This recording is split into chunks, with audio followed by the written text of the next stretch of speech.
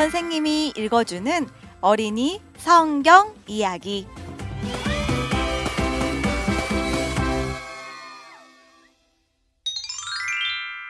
(135번) 이야기. 느부갓네살 왕이 또 다른 꿈을 꾸었어요. 다니엘 4장 말씀. 어느 날 느부갓네살 왕은 자기에 대해 한 이야기를 했어요. 세상에 있는 모든 백성에게 왕에게 무슨 기적이 일어났는지를 알게 해줘서 하늘에 계신 하나님께 영광을 돌려드리기를 원했기 때문이에요. 느부갓네살 왕은 자기가 다스리던 나라의 모든 일이 다 잘 되어가는 것처럼 보였다고 했어요. 평화와 안식 가운데 있었지요. 그런데 그때 하나님이 느부갓네살 왕에게 한 꿈을 꾸게 하셨어요. 이 꿈은 첫 번째 꿈이 괴롭혔던 것만큼이나 왕을 괴롭혔어요. 왕이 거느린 현자들은 그 꿈의 내용을 들었지만 무슨 뜻인지 아무도 말해주지 못했어요. 왜 왕은 즉시 다니엘을 부르지 않았을까요? 왕은 하나님이 다니엘에게 그 의미를 말해주실 거라는 사실을 잘 알고 있었을 텐데요. 그 이유는 다니엘의 하나님이 자기에게 말씀하시는 것을 느부갓네살 왕이 원하지 않았기 때문이에요. 느부갓네살 왕은 하늘과 땅의 위대하신 하나님 앞에서는 자기가 너무 조그맣게 느껴진다는 것을 잘 알고 있었어요. 느부갓네살 왕은 위대해지고 싶었기 때문에 자기를 조그맣게 느끼게 만드는 하나님께 묻고 싶지 않았던 거예요. 하지만 결국은 다니엘을 부를 수밖에 없었어요. 왕은 자기 꿈을 이야기해 주었어요. 꿈속에서 왕은 한 나무를 보았어요. 키가 커서 하늘까지 닿아 있는 나무였어요. 그 나무는 땅의 중심에 서 있었고 자기들은 온 땅을 덮을 만큼 넓게 퍼져 있었어요. 그 나무의 잎사귀는 아주 두꺼워서 모든 사람이 나무 그늘에서 살 수 있었고 가지마다 아주 많은 열매가 열려 있어서 모든 사람이 풍족하게 먹을 수가 있었어요. 심지어 동물들까지도 이 큰 나무에서 쉬었고 새들도 나무에 둥지를 틀었어요.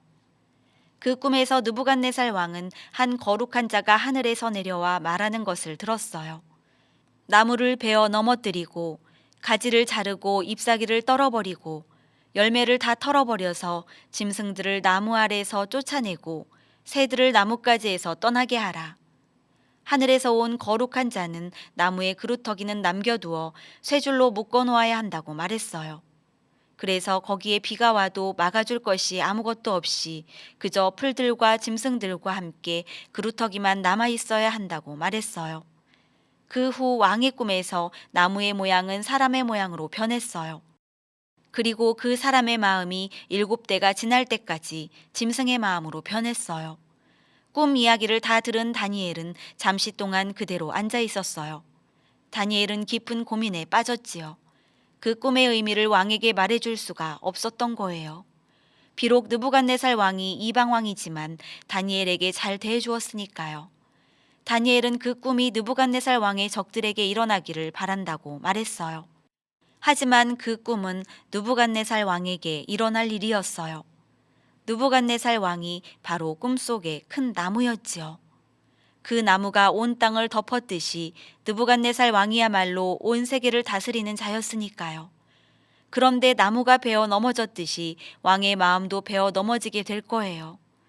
느부갓네살 왕은 마음을 잃어버리게 될 거예요. 제대로 생각할 수도 없게 되는 거죠. 나무의 그루터기가 쇠줄로 묶여 있었듯이 하나님은 왕의 마음을 쇠사슬로 묶어 놓으실 테니까요. 이 말은 왕이 미치게 될 것을 의미해요. 너무 심하게 미쳐서 마치 들의 짐승처럼 살게 될 거였어요. 풀을 먹고 하늘에서 내리는 비에 젖으면서요. 7년 동안 이 불쌍한 왕은 사람의 마음을 잃어버리고 짐승처럼 살게 될 거예요. 하지만 나무의 그루터기처럼 느부갓네살 왕은 다시 자라나게 될 거예요. 하나님이 마음과 이해력을 다시 돌려주실 거예요. 그리고 7년 후에는 다시 왕이 될 거예요. 다니엘은 왕에게 제발 자기의 죄를 회개하라고 부탁했어요. 가난한 자들에게 좋은 일을 하고 마음을 돌이켜 여호와를 섬기라고 말했지요. 그렇게 한다면 어쩌면 하나님이 왕에게 먼저 잠깐 평화의 시간을 주실지도 모르니까요. 느부갓네살 왕은 다니엘의 말을 다 들었어요. 하지만 하나님께로 마음을 돌이키지는 않았어요. 자기 죄를 회개하지도 않았어요. 마음이 딱딱해져 있었기 때문이에요. 1년 동안은 모든 일이 잘 되어가는 것처럼 보였어요. 그런데 어느 날 왕이 궁전 안을 걷고 있을 때였어요. 느부갓네살 왕은 자기가 세운 바벨론의 아름다운 도시를 둘러보고 있었지요. 이 도시는 아름다운 건물들과 우상신들을 위한 거대한 신전들, 그리고 특별한 공중 정원이 있던 도시였어요. 왕은 말했어요. 이 위대한 바벨론은 내가 나의 힘으로, 나의 위엄의 영광으로 세운 왕국이 아니냐. 말이 끝나기도 전에 느부갓네살 왕은 하늘로부터 한 음성을 들었어요. 거룩한 자의 음성이었지요. 그 음성은 두려운 소식을 담고 있었어요. 느부갓네살 왕이 왕국에서 쫓겨날 것이며 신하들이 느부갓네살 왕을 사람들에게서 쫓아내어 짐승처럼 살게 될 거라는 소식이었어요. 하나님의 말씀이 그때 즉시 성취되었어요. 왕은 험악하게 미친 사람이 되었고 신하들은 느부갓네살 왕을 궁전에서 쫓아냈어요. 7년 동안 느부갓네살은 짐승처럼 살았어요. 몸은 짐승의 몸처럼 되어가기 시작했어요. 머리카락은 독수리털처럼, 손톱은 새의 발톱처럼 자라났지요. 그 후에 하나님은 다시 느부갓네살에게 이해력을 회복시켜 주셨어요. 느부갓네살은 다시 생각할 수 있게 되었고 다시 백성을 다스릴 수 있게 되었지요. 느부갓네살은 이 일이 일어난 후에 뭐라고 말했을까요? 느부갓네살의 말을 들어보세요. 내가 지극히 높으신 분을 찬송하고 영원히 살아계신 그분께 찬양과 영광을 돌려드립니다. 느부갓네살은 그렇게 말할 수밖에 없었던 거예요. 7년 동안 하나님이 느부갓네살을 작게 만드셨지요. 너무 작게 만드셔서 아무도 느부갓네살의 근처에 가려고 하지 않을 정도였으니까요. 그런 후에야 하나님은 다시 느부갓네살을 왕으로 만드셨지요. 이제 느부갓네살 왕은 하나님과 땅을 다스리는 분은 유일한 하나님 여호와시라는 걸 알게 되었어요. 하나님이 얼마나 위대하신 분인지를 안 거예요.